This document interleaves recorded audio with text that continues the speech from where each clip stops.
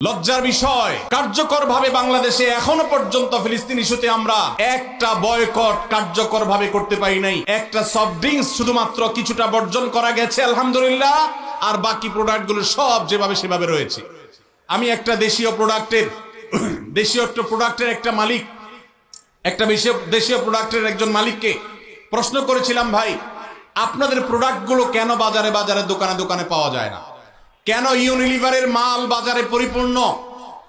কেন যারা আমাদের সমাজে 14ই ফেব্রুয়ারিতে আমাদের তরুণদের চরিত্রকে ধ্বংস করার নীল নকশা করে সেই ক্লোজ আপ কেন আমার দোকানে থাকে? কেন আপনাদের পেস্ট দোকানে নাই?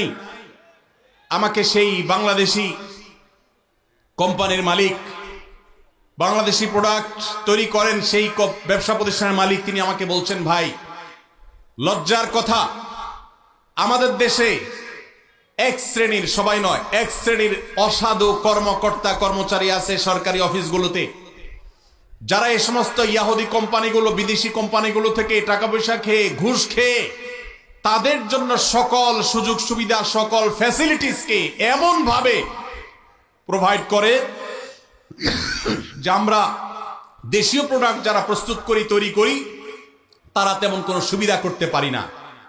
তার এই কথার বাস্তবতা আছে। আমিও কিছুটা অনুভব করার চেষ্টা করেছি, অনুসন্ধান করার চেষ্টা করেছি। দুর্ভাগ্যজনক বাস্তবতা, আমরা সাধারণ মানুষও আমাদের নিজস্ব উদ্যোগে ইয়াহুদিদের পণ্য মুক্ত আমাদের বাসা করব, সেটা আমরা করতে পারি নাই।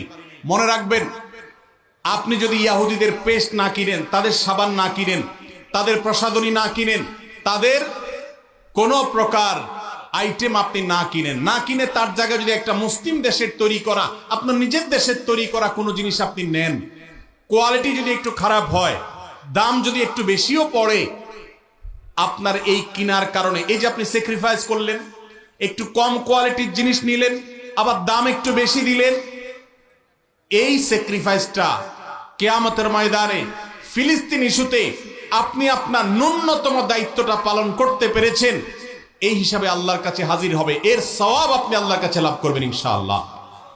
আমরা কারা কারা আছি ইয়াহুদিদের পণ্য মুক্ত করব আমাদের বাসাগুলোকে? কারা কারা আছে? আল্লাহ আমাদের সবাইকে তৌফিক দান করুন। আমাদের বাসা বাড়িতে ইয়াহুদি পণ্য থাকবে না, ঠিক আছে তো ইনশাআল্লাহ? কোন মুদি দোকান থেকে আমরা ইয়াহুদি পণ্য কিনবো না। প্রয়োজনে আমি সফট ড্রিঙ্কস গিলবো না। দেশিটা থাকলে খাবো, না হলে খাবো না। ভাইরা আমার, অতএব আসুন ফিলিস্তিন ইস্যুতে আমরা আল্লাহর কাছে চোখে পানি ফেলার পাশাপাশি সর্বশক্তি দিয়ে যৌক্তিক এবং যথাযথ প্রতিবাদ আমরা প্রত্যেকটা মানুষ যার যার জায়গা থেকে অব্যাহত রাখি এবং আল্লাহর কাছে একটা ফরিয়াদ করি। ও আরশ আজিমের মালিক, রোমের কলোসিয়ামের গ্যালারিতে বসে যেরকম তখনকার পশুরা মানুষের নির্মম ভাবে মৃত্যুবরণ করা দেখতো, দেখে তারা উৎসাহ করত, উদ্দীপনা করত, ফুর্তি করত, আজ ফিলিস্তিনের ছোট্ট একটা ভূখণ্ডের চারপাশে শত শত কোটি মানুষ মানবতার মুখোশ ধারণ করে আছে।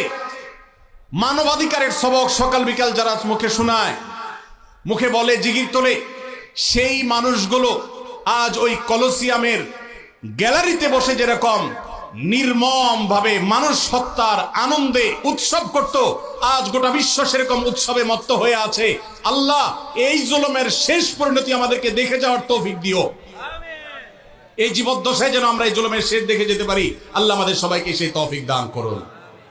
ভাইরা আমার, আমরা সবাই যার যার দায়িত্বটা পালন করবো তো ইনশাআল্লাহ।